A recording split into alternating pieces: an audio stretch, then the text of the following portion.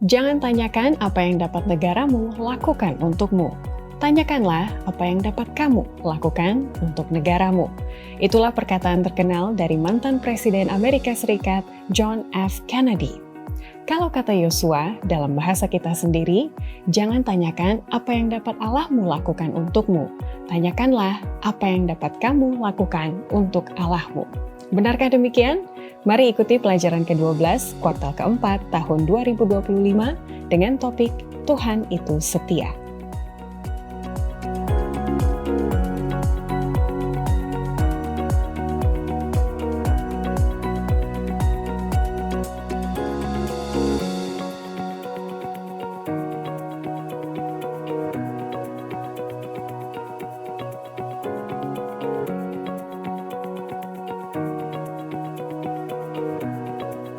Shalom, selamat datang dalam diskusi pelajaran Sekolah Sabat yang dipersembahkan oleh Gereja Masehi Advent Hari ke-7 Uni Indonesia Kawasan Barat. Yosua sebagai pemimpin bangsa Israel yang sudah tua dan hampir habis waktunya memberikan pesan-pesan terakhir yang berfokus pada siapa yang layak disembah dan bagaimana menyembahnya.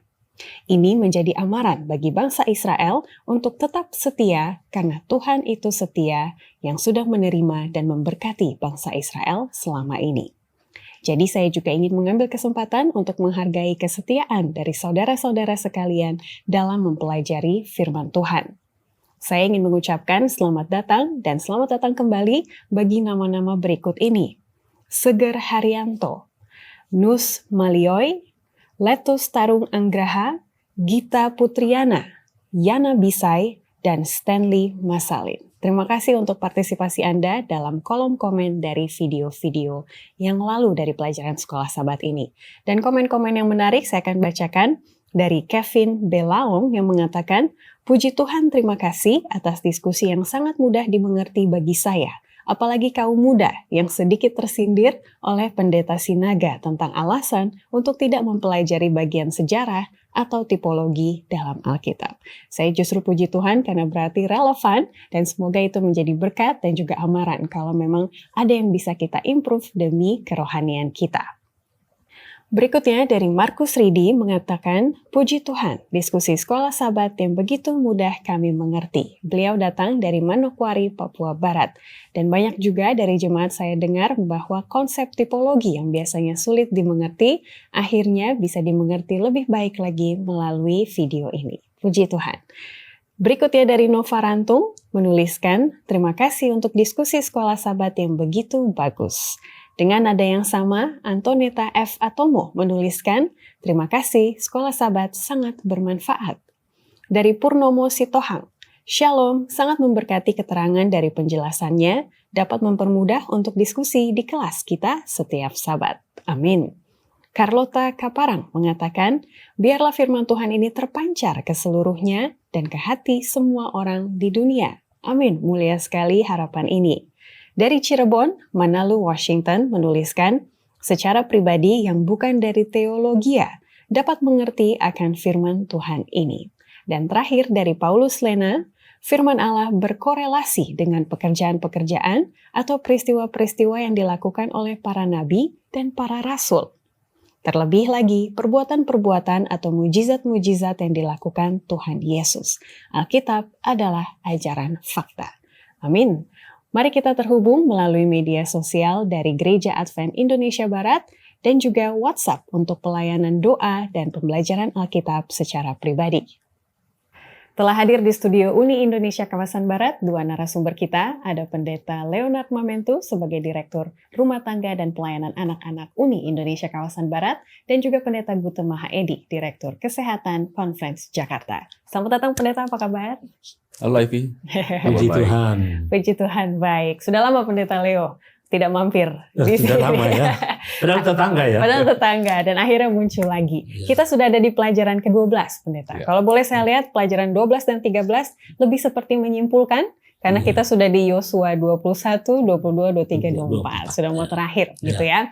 Dan judulnya adalah Tuhan itu setia.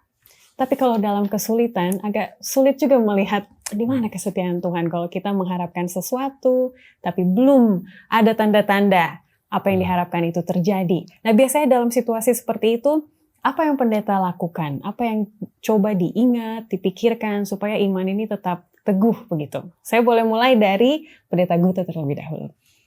Ya, thank you Ivy. Ini pertanyaannya sangat praktikal ya. Ketika kita dalam keadaan yang sulit, apa yang membuat kita tetap berpegang teguh pada harapan? Kalau saya berpikir begini, kadang-kadang dalam keadaan sulit itulah kita menyadari bahwa ternyata kita ini nggak bisa bikin apa-apa. Dan kalau kita punya kesadaran itu, maka kita akan mencari pertolongan dari seseorang yang lebih kuat dari kita. Nah, maksudnya seringkali permasalahan itu tidak bisa diatasi juga dengan sesama manusia juga. Artinya kita perlu ada satu oknum yang memiliki kuasa yang besar, yang mampu untuk melepaskan kita dari permasalahan itu. Dan itu mengapa saya pikir satu-satunya yang kita andalkan akhirnya adalah hanya terdapat pada Tuhan pencipta kita. Kalau kita andalkan manusia, manusia juga punya keterbatasan dan mungkin tidak bisa juga melakukan apa yang kita mau harapkan. Tapi kalau kita mengandalkan Tuhan, saya pikir tidak ada hal yang tidak bisa tidak Tuhan lakukan untuk menolong kita. Saya pernah dengar orang juga mengatakan, Ivy, keimanan seseorang itu diketahui kalau dalam masa sulit, siapa dia kontak duluan, katanya gitu. Kalau dulu waktu saya pengalaman kuliah di luar negeri, mau telepon orang tuh agak susah. Waktu itu belum ada WhatsApp gitu ya. Jadi ketahuan deh umurnya berapa ya. Belum ada WhatsApp. Jadi dari situlah ada pertumbuhan kerohanian, walaupun dari kecil sampai SMA sampai tamat itu ada di gereja Tuhan begitu ya. Tapi pengalaman pribadi itu akhirnya ada pertumbuhan pribadi. Akhirnya langsung minta langsung kepada big boss, nggak langsung ke orang tua lagi. Kalau dari pendeta gimana? Saya mau kisahkan pengalaman. Silakan. Saya pada saat itu melayani di kota Solo. Kota Solo. Lalu pada satu pagi saya mau melayani terburu-buru. Pas di perempatan di Solo itu ada dekat Manahan, disebut Manahan. Di situ ada Tugu. Itu perempatan. Ya biasanya kalau pagi kan ya orang semua terburu-buru kan. Saya pas di situ. Lalu pada akhirnya terjadi bottleneck. Mobil-mobil sudah melingkar di Tugu itu perempatan. Tidak bisa jalan sama sekali. Ya secara naluri manusia menggerutu, aduh kenapa ini, aduh terlambat dan lain sebagainya. Tapi apa yang mau dilakukan? Tidak bisa melakukan apa-apa. Selain akhirnya ya tenang, santai, pasang lagu rohani di mobil, sambil merenung. Dan ya Tuhan kehendak-Mu yang terjadilah. Amin. Ya kan? Karena kita ada seorang mengatakan apa yang bisa menambahkan kalau kita stres? Nggak ada kan? Nggak ada. Kita lebih stres, lebih susah, ya kita susah sendiri. Jadi pada saat itu saya ya tenang aja, menunggu bagaimana ini bottleneck ini cair baru jalan. Jadi memang kita hidup di dunia ini ya sering kali menghadapi hal-hal yang demikian, bukan? Tapi pengalaman demi pengalaman membuat kita bagaimana kita mengatasi persoalan itu. Karena ini persoalan hati kan, bukan persoalan lain, tapi ini persoalan hati. Jadi kita berusaha ya berdoa saja. Itu juga yang saya selalu praktekkan. Kalau ada masalah, nyanyi. Bernyanyi, menyanyi lagu rohani, lagu Sion. Setelah selesai menyanyi, berdoa. Bukan berarti masalah sudah selesai, tapi paling tidak kadar kesusahan itu jauh lebih. Atau sikapnya jadi lebih siap gitu ya untuk melewati itu. Jadi bagi para pemirsa yang ada di Solo mungkin tahu itu lingkaran maut mungkin kalau lagi macet begitu ya. Jadi perenungan kita juga. Dan ini juga yang akan kita dalami karena sebenarnya pertanyaan tadi adalah pertanyaan nomor 1 di hari Jumat. Kita belum diskusi tapi sudah langsung ke pertanyaan hari Jumat. Tapi itu yang membuka kita untuk jadi penasaran bangsa Israel bagaimana ya mereka punya pertumbuhan rohani juga di saat mereka tahu oh Yosua ini umurnya udah nggak lama. Tapi Tuhan belum bilang apa-apa tentang pemimpin berikutnya. Jadi masa depan juga masih bimbang gitu ya. Jadi sebelum ke sana saya mau bacakan terlebih dahulu ayat hafalannya sebelum Pendeta Gute akan berdoa untuk membuka diskusi kita. Yosua 21 ayat 45. Dari segala yang baik yang dijanjikan Tuhan kepada kaum Israel, tidak ada yang tidak dipenuhi. Semuanya terpenuhi. Silakan Pendeta. Mari kita berdoa. Bapa dalam sorga, kami berterima kasih Tuhan untuk waktu yang indah Tuhan berikan bagi kami untuk kami berdiskusi pelajaran sekolah Sabat di pekan yang ke-12 ini ya Bapa. Kiranya Tuhan akan menuntun kami, Roh Kudus Tuhan akan mengisi hati pikiran kami, supaya kami boleh menyampaikan pendapat, pemikiran, dan juga bahkan kami boleh bertanya untuk lebih paham lagi akan apa yang Tuhan kehendaki dalam kehidupan kami melalui pelajaran ini. Terima kasih Bapa bersama dengan kami yang ada di tempat ini dan juga para pemirsa yang menyaksikan di tempat mereka masing-masing. Kiranya Roh Kudus yang sama juga menjadi bagian semua pemirsa yang mengikuti tayangan ini. Terima kasih Bapa, kiranya namamu dipermuliakan dalam diskusi kami pada saat ini. Kami serahkan doa ini dalam nama Yesus Juru Selamat kami. Amin. Terima kasih.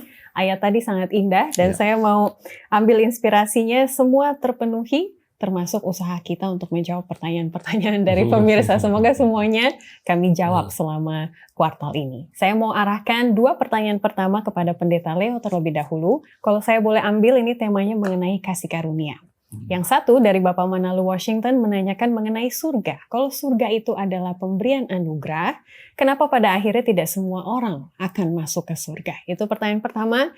Yang kedua mengenai bangsa Israel memusnahkan bangsa Kanaan. Apakah itu betul-betul perintah Tuhan atau perintah mereka sendiri? Dan di mana kasih karunia ada di dalam peristiwa itu? Boleh tolong diingatkan Pendeta, singkat, padat, dan jelas. Oke. Menarik pertanyaan ini. Ya. Dan ini sering ditanyakan. Ya memang Tuhan kita adalah kasih karunia. Ya kan, segala sesuatu adalah kasih karunia. Tapi jangan lupa, keselamatan itu pilihan manusia. Ya, itu pilihan manusia. Contoh di dalam Kejadian 2 ayat 15-16, ketika Tuhan menciptakan Adam dan Hawa, lalu dia katakan semua pohon dalam taman ini boleh kamu makan. Tapi yang satu tidak boleh, kalau kamu makan kamu mati. Artinya Tuhan sudah memberitahukan, kalau makan kamu mati. Artinya jangan makan. Tapi cerita berbeda selanjutnya.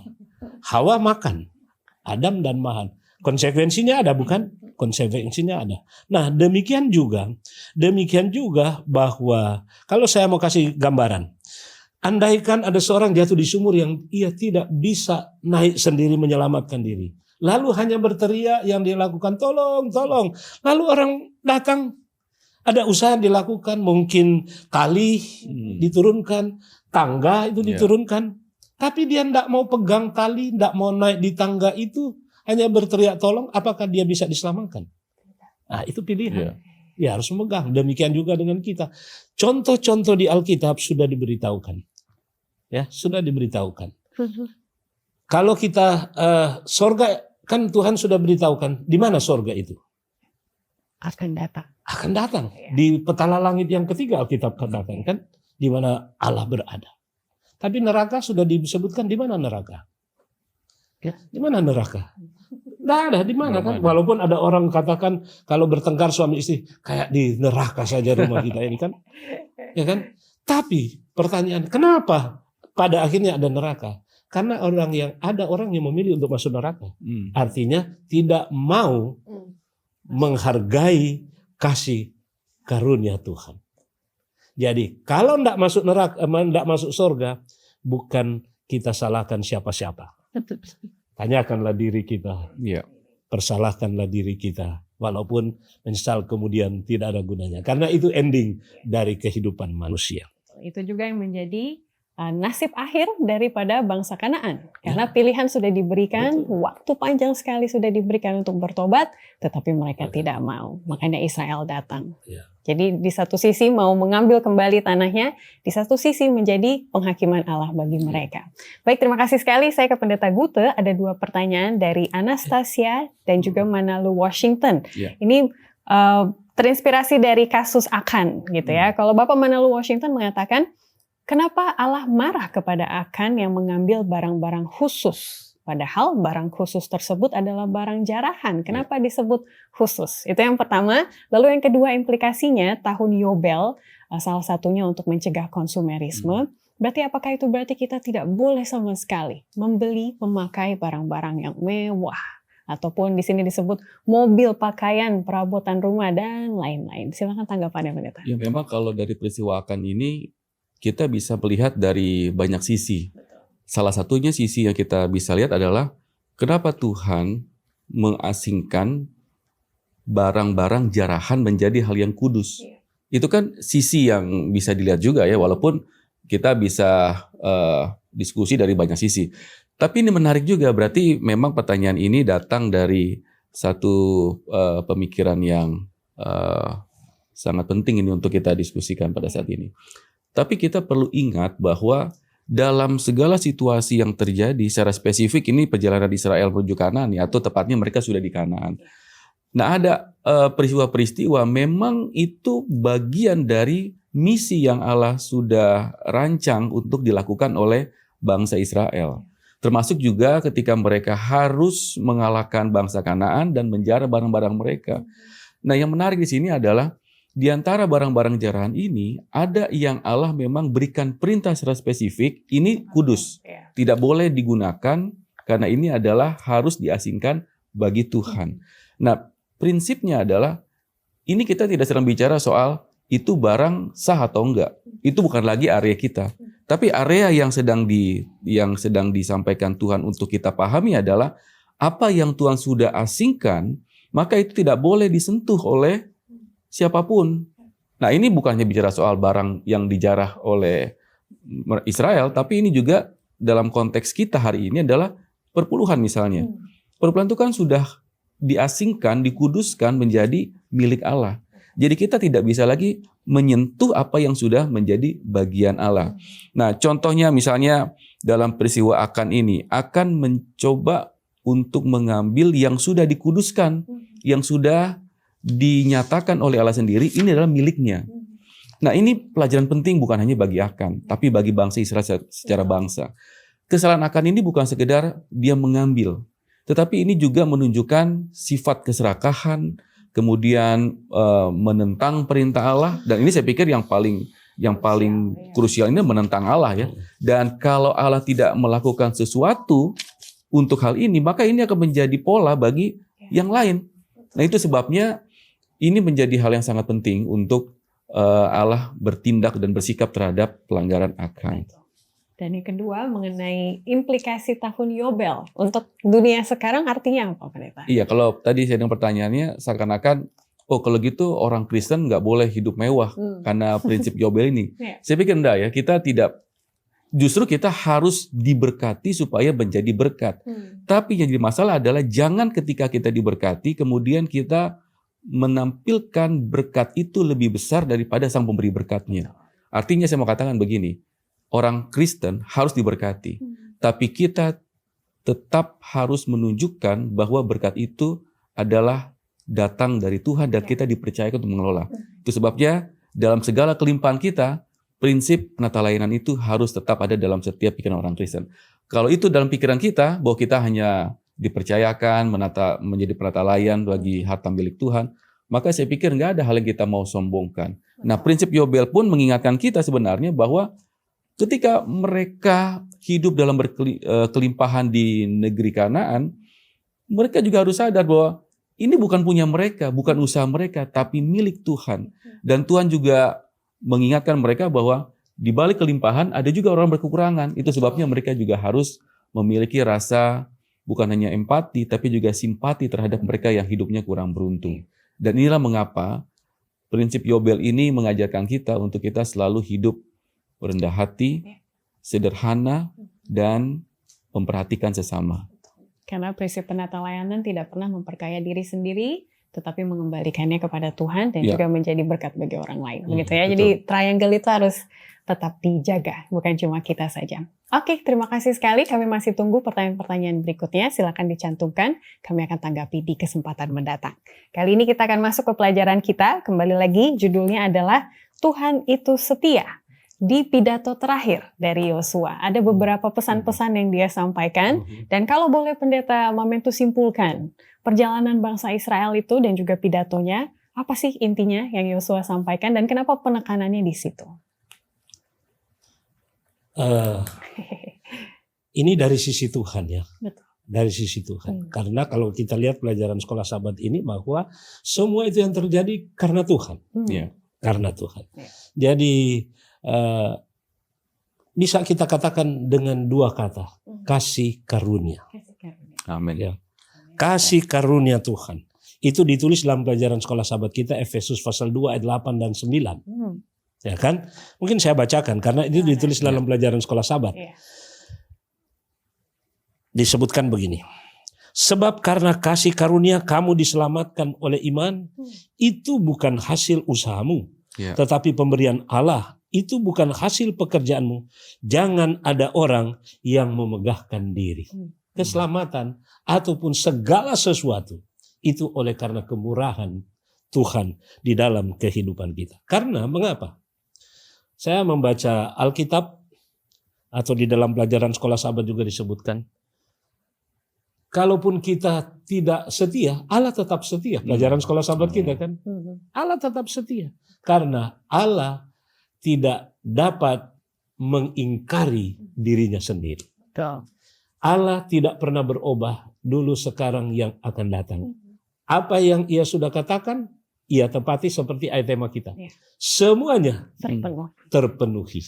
Mungkin itu sederhana tetapi sangat berarti bagi kita. Saya rasa sederhana, tapi kalau kita mau ingat apa yang sudah kita pelajari selama kuartal ini, kan lika-likunya hebat gitu ya bangsa Israel, dan untuk menyimpulkannya sesederhana itu tidak mudah, tapi memang itulah intinya, gitu. Kasih karunia Tuhan. Dan menarik sekali pendeta mengambil ayat dari Efesus 2 ayat 8 dan 9, karena kalau pemirsa perhatikan, penulis sekolah Sabat ini banyak mengambil korelasi antara Yosua dan juga style kepemimpinan dari Paulus ke jemaat-jemaat mula-mula pada waktu itu. Nah, kita mau lihat korelasinya, tapi setelah yang satu ini.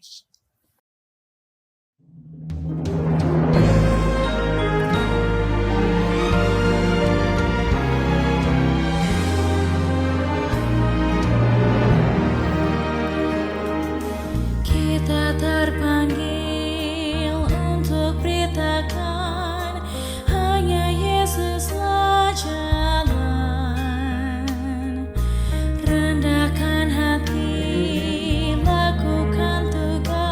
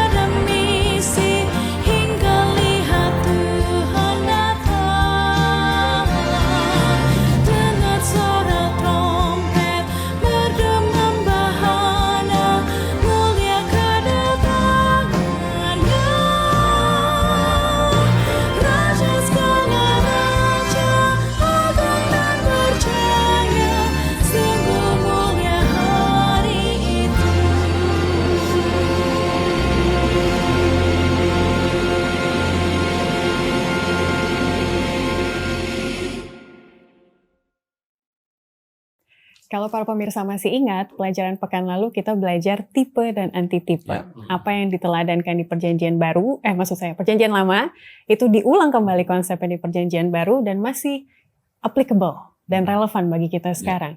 Jadi ketika pendeta belajar, kenapa Paulus selalu sepertinya mengulang-ulang prinsip yang ada di kitab Yosua dan bagaimana dia menerapkan kepada jemaat mula-mula, termasuk pekan lalu kita belajar bahwa kita semua adalah satu tubuh, kita bukan melayani manusia, tapi kita melayani Tuhan, gitu ya. Menurut pendeta, apa pentingnya ada korelasi itu tuh, supaya apa? Iya, sebenarnya kalau kita lihat pengalaman Yosua ini kan, Yosua selalu melihat kesetiaan Tuhan saat dia sebagai pemimpin bagi bangsa Israel masuk Kanaan.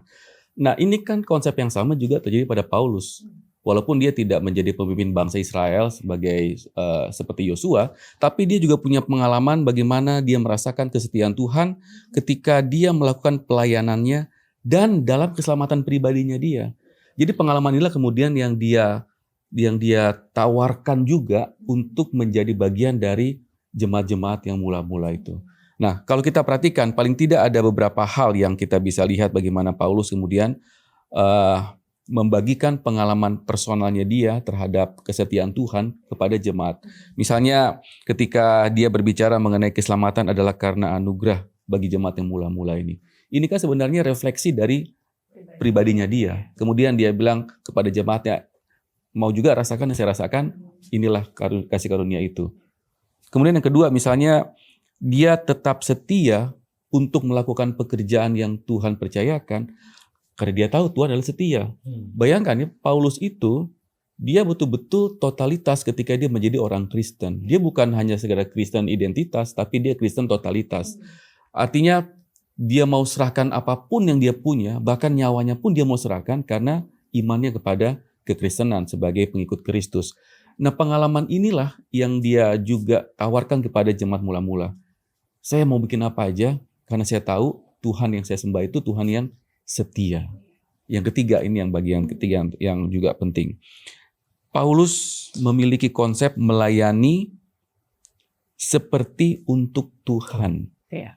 Nah, ini yang bukan datang dari pendengaran dia akan pengalaman orang, tapi dia rasakan sendiri bagaimana dia melayani sungguh-sungguh totalitas karena dia tahu ketika dia bekerja untuk orang-orang yang miskin, orang-orang yang tidak dipandang oleh dunia, dia sedang bekerja untuk Tuhan.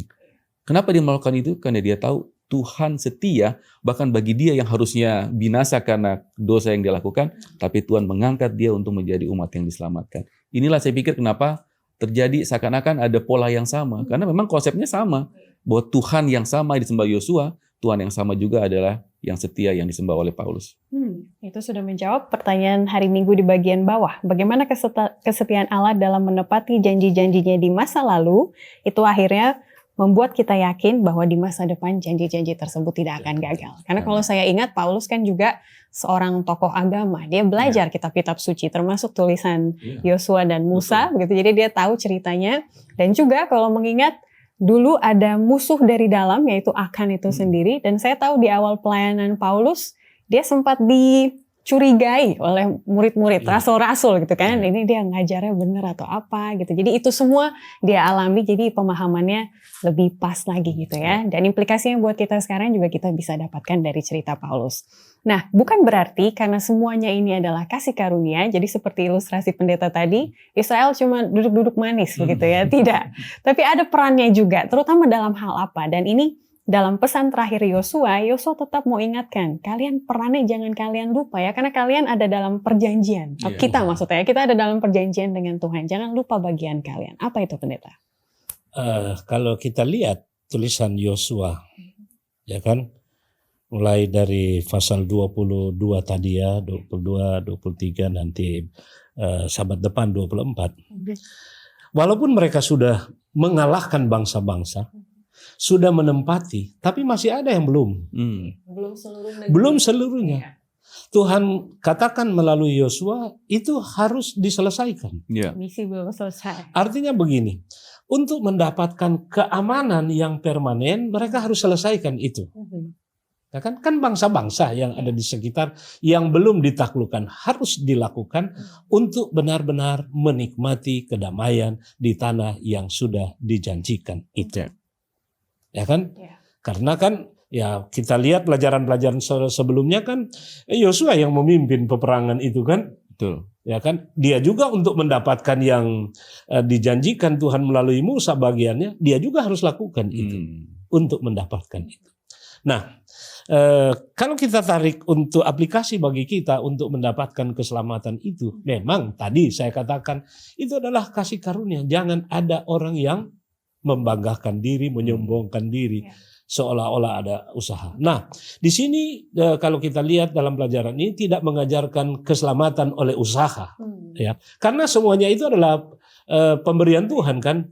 Ada satu pertanyaan dari Sapa tadi ya, Sapa yang belum Alvin Sape itu adalah kenapa harus masih melakukan ini kan? Ya, saya sudah sebutkan tadi bahwa keselamatan adalah pilihan, atau dalam arti kata orang Israel yang memang mau membunuh itu adalah perintah Tuhan untuk mereka lakukan. Nah, kaitan dengan hal ini adalah bahwa bagi kita saat ini sebagai Israel rohani untuk memasuki tanah Kanaan. Karena jangan lupa dalam pelajaran sekolah sahabat kita menekankan tidak hanya secara peperangan fisik, tapi ini adalah peperangan rohani. Untuk dalam arti kata Tuhan maksudkan agar supaya orang Israel itu tidak lagi terkontaminasi dengan ilah-ilah yang lalu yang dilakukan oleh nenek moyang mereka. Tetapi kalau kita lihat khotbah daripada Yosua kan nanti pasal 24 ya, nanti disebutkan bahwa di dalam pelajaran sekolah sahabat kita di sini menyebutkan begini. Pidato Yosua berpindah dari pembicara yang sudah tua dan lanjut usia ditekankan 2 kali. Ya. Tadi Ivy katakan belum ada pola siapa pemimpin berikutnya kan, seperti Musa kepada Yosua. Nah, itulah yang diingatkan oleh Yosua kepada bangsanya agar supaya memang benar-benar melakukan bahagian mereka. Di sini disebutkan begini, kepada para hadirin yang harus, saya mau tekankan ini, yang harus menekankan misi yang dipercayakan Tuhan kepada mereka. Belum selesai. Ya, harus melakukan misi. Tuhan berperang untuk mereka. Jangan lupa, Tuhan yang berperang untuk mereka. Meskipun dikatakan ada peran dari bangsa itu untuk melakukannya. Nah, bagi kita, saya mau sebutkan bahwa apa yang perlu kita lakukan. Ya kan? Di dalam Filipi pasal 2 ayat 12, kerjakanlah keselamatanmu dengan takut dan gentar. Ya kan? Itu dalam konteks bagaimana kita merespon kasih karunia untuk mempertahankan keselamatan yang Tuhan berikan kepada kita. Karena barang siapa yang setia sampai kesudahan akan selamat, bukan? Matius pasal 5 ayat 24 ya kan? 23-24. Barang siapa yang setia sampai kesudahan akan selamat. Nah, ini ayat perenungan bagi kita. Yang kita merasa yang penting saya Advent. Rajin ke gereja, setia bayar persepuluhan, mungkin melayani. Jangan lupa nasihat firman Tuhan di dalam Matius pasalnya yang ke-7, 21-23. Bukan setiap orang yang berseru Tuhan, Tuhan akan selamat. Tetapi dia yang melakukan kehendak Bapa yang di surga. Amin. Berarti ada 2 hal yang bisa saya ambil dari pesan Yosua. Yang pertama, siapapun pemimpin berikutnya, tetaplah setia kepada Tuhan. Begitu ya. Dan yang kedua, misi tetap berjalan. Jadi apa yang Tuhan katakan harus diikuti, ikuti terus. Nah, salah satu hal yang ditekankan spesifik. Jadi ada banyak hal yang Yosua katakan, tapi untuk yang hal ini agak panjang gitu pendeta. Satu hal yang harus mereka pastikan supaya mereka tetap pada misi adalah perhatikan persahabatanmu. Nah, itu dalam hal apa? Dan apa maksudnya persahabatan? Tidak bolehkah kita berteman? Tapi sebenarnya prinsip yang mendasari itu apa yang mau diamarkan oleh Yosua? Ada beberapa hal saya pikir ya ketika berbicara mengenai persahabatan ini. Ini sebagai sebuah bangsa tentu bukan cuma sekedar persahabatan person to person, Antar mereka. ya, tapi antar Bangsa. bangsa-bangsa ini juga. Nah, kenapa ini penting? Karena ini kan berbicara bukan hanya sekedar hubungan sosial, tapi ini bagaimana masalah ideologi dari bangsa-bangsa lain itu bisa masuk ke dalam pemikiran bangsa yang ada di bawah kepemimpinan Yosua. Itu sebabnya dia harus betul-betul membentengi mereka dengan ideologi-ideologi ini. Ini bukan sekedar bicara soal hubungan sosial sekali lagi ya. Ini bicara soal penetrasi ideologi dari bangsa lain kepada bangsa Israel. Itu sebabnya di warning sama Yosua, hati-hati untuk bergaul dengan bangsa-bangsa lain. Kemudian yang kedua juga, yang mereka alami ini bukan sekedar konflik peperangan secara fisik, tapi yang terus-menerus mereka alami ini adalah peperangan secara rohani. Dan kelemahan yang paling sering tidak disadari oleh manusia adalah kita sedang berperang dalam perang rohani. Nah, masalahnya kalau perang fisik pendeta kan kita bisa tahu, oh ini lawan saya. Tapi perang rohani ini kita nggak tahu, karena itu perang pikiran dalam pikiran kita. Penguasa-penguasa di udara. Penguasa di udara. Iya Dan kan? ini kita harus Efesus pasal betul-betul, 6. betul, kita harus betul-betul memang mewaspadai hal-hal ini. Dan ini yang diingatkan oleh Yosua juga. Kemudian masalah misalnya larangan menyebut nama-nama dewa. Ini ya kita tahu bahwa Daniel diganti nama-nama mereka, tapi tidak berpengaruh apapun. Ya karena mereka secara individu sudah kuat. Tetapi bicara soal bangsa ini nggak mudah. Sekali lagi ya, masalah ideologi, pikiran, perang rohani dalam kehidupan bangsa Israel ini. Mereka ini kan sebenarnya satu sisi mereka kadang-kadang kuat, tapi seringkali juga mereka begitu lemah dan terpengaruh dengan ideologi-ideologi bangsa lain.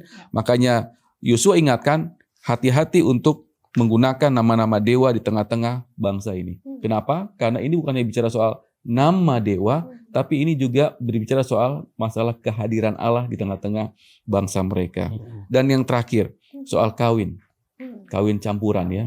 Ya, mungkin sekarang orang-orang muda berpikir, it's okay lah, nanti kita belakangan menyusul soal masalah penyatuan iman. Tapi ini masalah yang paling dasar dari kehidupan seseorang, apalagi sebuah bangsa. Seringkali kita berpikir gampang nanti bisa diberesin. Padahal masalah ini tidak akan pernah selesai kalau tidak diantisipasi sejak awal. Itu sebabnya Yosua ingatkan juga tentang masalah perkawinan campuran ini. Ini bukan masalah etnis saja, tapi ini kan bicara soal pengaruh rohani. Dan Salomo satu contoh yang sangat jelas ya. Bagaimana hasil dari hubungan yang tidak seiman itu memberikan dampak yang sangat dahsyat dalam kehidupan seorang Salomo yang Tuhan berkati dengan hikmat yang luar biasa itu. Ini yang menjadi concern kita. Iya, dari satu kata, perhatikan persahabatanmu ternyata sudah mengena kepada prinsip-prinsip yang sangat mendasar dan mempengaruhi keselamatan kita juga gitu, tadi pengaruh rohaninya. Sekarang mari kita lebih praktis, Pendeta Leo Mamento. Dalam hal apa? Ini saya mau jawab pertanyaan nomor 3 di hari Jumat. Jadi mengenai pergaulan dengan orang-orang yang tidak beriman atau yang tidak seiman dengan kita, prinsip apa yang harus kita pegang supaya seimbang juga, bukan berarti kita eksklusif, tidak mau berteman, kan kita harus jadi terang tetap gitu ya. Apa yang pendeta mau ingatkan? Artinya bahwa di dalam kehidupan bermasyarakat kita jangan mengisolasi diri, tapi tidak permisif. Ya kan, karena dalam pelajaran kita menyebutkan tetap ada batasnya. Tetap ada batasnya. Kalau tadi sudah disebutkan bangsa Israel itu tidak boleh bergaul bla bla bla oleh karena masalah ideologi. Nah, di pelajaran sekolah sahabat kita menyebutkan bahwa kita ini, ya, saya mau baca kalimat yang di pelajaran sebelumnya, bahwa kita harus mempunyai identitas. Ya, bergaul tetapi identitas tetap nyata. Jangan berubah. Jangan berubah. Jangan berubah. Ya, oleh sebab itu di dalam pelajaran kita, saya mau garis di dalam pelajaran kita bahwa bergaullah dengan baik. Tetap pertahankan prinsip. Karena ya, Paulus katakan kan kalau kamu di kandang kambing, jadilah mengembik, tapi jangan jadi kambing. Artinya jangan sampai kita berada di lingkungan masyarakat dalam tanda petik. Tidak kelihatan saya ini orang Advent atau tidak. Saya ini umat Tuhan atau tidak. Seperti pendeta katakan, Anda apa-apalah sedikit-sedikit, ya kan? Sedikit-sedikit aja. Ya. Jadi harus bergaul. Karena di dalam pergaulan kita juga kan kita ada misi di situ kan. Ya. Kita ada misi. Seperti Mingle kan. Yesus. Yesus mengajarkan kita mingle. Ya kan? Misi kita. Misi kita tetap kita saya ulangi, tetap kita harus pertahankan identitas. Kita ini unik. Iya. Tapi Dan jangan eksklusif ya. jangan bukan eksklusif, Iya. bukan, tetapi kita ada misi di situ. Iya. Ya, pengalaman saya di mana saya tinggal, saya selalu bergaul akrab dengan lingkungan. Tapi mereka tetap tahu bahwa saya ini pendeta. Dan yang kedua, saya ini adalah kalau dari perbandingan agama ya, dari gereja ke gereja atau saudara-saudara mayoritas, mereka tetap katakan dia itu pendeta gereja Masehi Advent hari ke-7. Amin. Terakhir, karena waktu terbatas Pendeta Gute, ini semua, jadi Allah dengan bangsa Israel selalu dikasih tahu kalau engkau menuruti berkatnya ini. Iya. Tapi kalau tidak diindahkan, ada konsekuensinya juga. Dan ada istilah murka Tuhan. Murka Tuhan kalau dilihat sekilas mengerikan. Tapi pelajaran kali ini saya suka, kita diajak untuk melihat dari kacamata yang berbeda. Apa arti murka Tuhan itu dan kenapa tidak perlu kita takuti? Fokusnya ada di mana, Pendeta? Ya, saya pikir murka Tuhan itu kan terjadi terhadap dosa. Jadi selama kita hidup dalam koridor yang Tuhan sudah rancang, saya pikir murka itu bukan lagi menjadi hal yang penting buat kita. Tapi menjadi penting adalah ketika kita keluar dari koridor itu. Dan bangsa Israel sebenarnya juga kalau mereka hidup setia kepada Tuhan, mereka kan nggak punya masalah apa-apa dengan Tuhan. Hubungan mereka dengan Tuhan akan terbangun dengan baik. Tapi ketika mereka keluar, bahkan seringkali mereka bukan keluar, tapi membelakangi Tuhan, maka mereka berhadapan dengan murka Tuhan. Tapi even murka Tuhan pun bukan untuk sekedar menghukum mereka, Manis. tapi murka Tuhan itu untuk membawa mereka kembali sebenarnya. Kalau mereka mau ya, tapi kan semurka apapun Tuhan, kalau mereka emang dasarnya mau kabur, mau meninggalkan Tuhan, tetap aja mereka tinggalkan. Tapi itulah bukti kasih Tuhan. Bahkan dalam murkanya, Tuhan murka dengan kasih supaya orang yang salah itu bisa kembali bertobat. Dan saya suka pelajaran hari Kamis ada contoh-contoh di mana murka Tuhan itu restoratif alias memulihkan, bukan memusnahkan begitu ya. Itu contohnya. Dan ada satu kalimat yang terkenal juga, God hates sin but loves the sinners gitu ya. Jadi ingat yang di murka Tuhan adalah terhadap dosa dan kejahatan, bukan kepada kitanya. Makanya harus percaya kepada Tuhan supaya ada keselamatan bagi kita. Kita akan kembali untuk menyimpulkan, jadi tetaplah bersama kami. Shalom.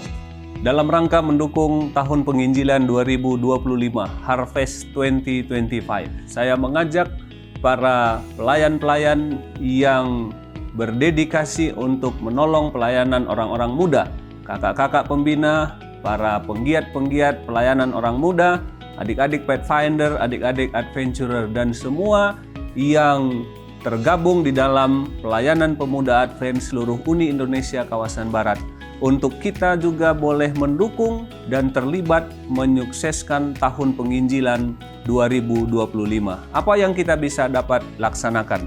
Melalui berbagai aktivitas pelayanan orang muda, baik bagi junior youth maupun di senior youth, kita memiliki beberapa aktivitas kegiatan, bukan hanya untuk menjaga, memelihara orang-orang muda kita, tetapi juga menjadi sarana untuk boleh menjangkau orang-orang muda yang lain, bahkan masyarakat yang ada di sekitar kita, untuk kita beritakan dan kabarkan kasih Kristus melalui tindakan kebaikan, melalui kesaksian, melalui traktat-traktat, buku-buku yang kita bisa berikan bagi mereka.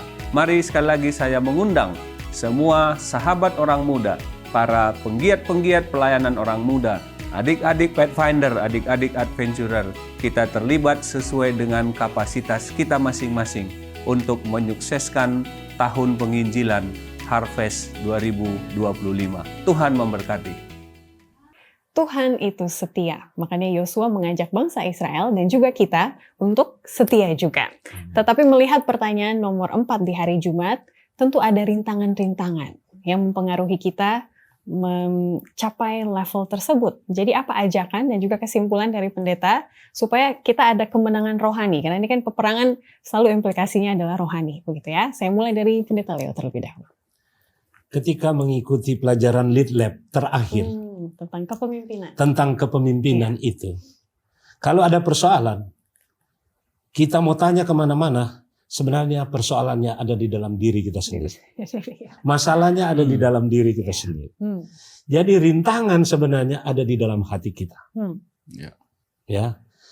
Reaksi apa yang kita keluarkan ketika kita menghadapi itu? Positif atau negatif? Ya. Itulah. Jadi di dunia ini ada saja rintangan. Tapi sebenarnya rintangan terbesar adalah di dalam diri kita sendiri.